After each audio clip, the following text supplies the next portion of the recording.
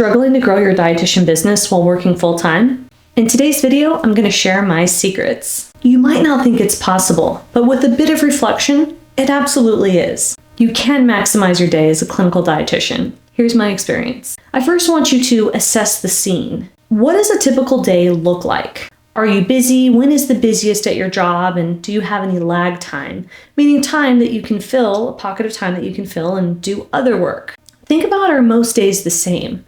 So I want you during this time to reflect on what the day-to-day looks like so you know when there are some possible pockets of time. Think about what your general environment is like in terms of slow and busy seasons. Think about the demands of the job. A really important question that I tell everyone who's employed who wants to start a side business or maximize their day is, of the work hours that you're given, right, 40-hour work week or 35, depending on how they use your lunch, think about what percentage, what amount of hours during that time are you actually working in order to perform your duties, right, that they hired you for and still meet the quota that you have to as an employee. What are the amount of hours? Is it 50% of your working hours, 40%, or 80%? Think roughly on average, what percentage of your time at your job when you're clocked in are you actually working and working to meet the demands of the job? And then the extra hours that you have, that's what we'll talk about next. Now, I've talked about my story about how I grew my business as I was a full-time clinical dietitian. So I want you to check that video next. I'll link it on the screen. Now, it's nice and all to think about the amount of free time you have compared to the amount of time that you have to perform at your job.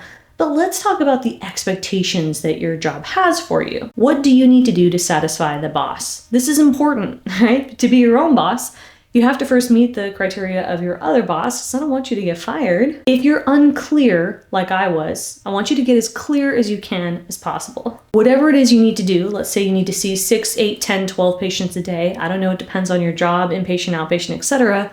I want you to exceed that minimum quota. For example, if you need to see 6 patients a day, I want you to see 8. I want you to do 10 to 20% more than you're asked to do. As a pro tip, I want you to review your job description. When in doubt, always go to the job description, because more likely than not, the job spec or the job description that they hired you for will say approximately what workload they want you to carry out, right? Or roughly about how many patients they want you to see per day. So these questions should be answered. If they aren't from your superior, they should be documented in your job description. Now, I remember this wasn't clear for me, and I asked and I still didn't get the answer, but I actually had some information to show me what the other dietitians, there weren't many at my hospital, but the other 3 or 4 that were at the hospital in different departments, I was able to see how many patients they saw per day on average compared to me, and I was able to perform 10 or 20% above everybody else. I still had some free time, and that helped me learn the pockets of time that I had, keep my position safe so I wouldn't get fired, and then work on other stuff in the free time that I had.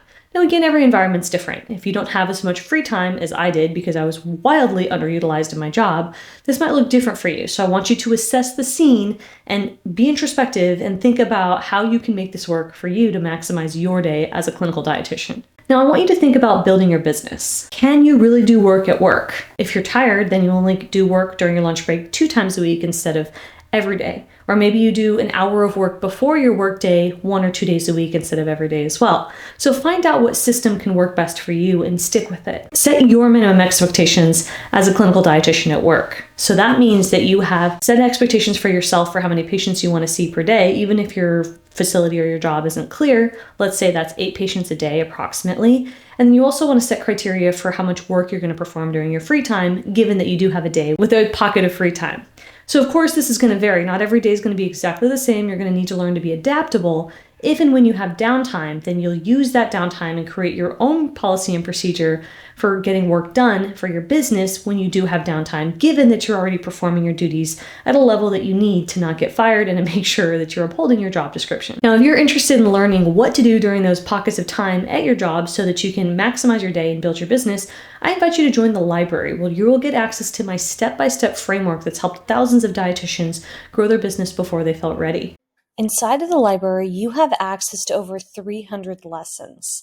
Additionally, I provide you with a workbook so you can work alongside and complete exercises and get feedback to make progress in your business journey. Now, we have different sections, including stages of business, to help you understand what to work on next to help you progress with starting and growing your business. We also have guest lectures, live call recordings, and resources such as templates where we've written words for you for social media and email marketing to speed up your process.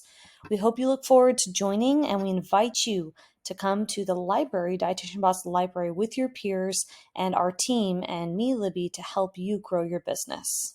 If you want to learn more about getting started while working as a clinical dietitian, I want you to watch this next video that I've linked above. We'll see you next time.